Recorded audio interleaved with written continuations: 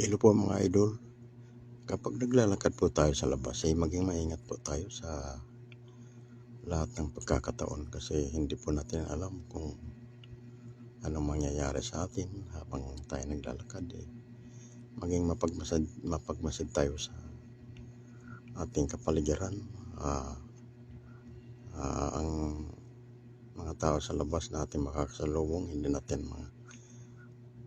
kakilala. Ito pong lagi nating iingatan.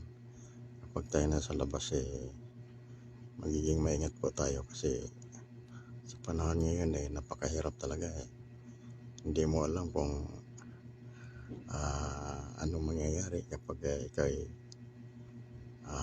palakad-lakad sa labas na kung minsan bigla na lang mayroong nangahablot ng mga kagamitan o cellphone.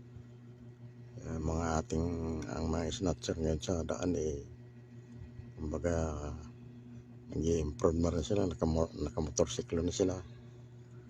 Kaya ito yung lagi nating iingatan kapag tayo lumalabas ng bahay. Maging maingat po tayo sa sarili at sana maiwasan yung mga hindi inaasahang mga pangyayari habang tayo nasa labas. Yan lamang.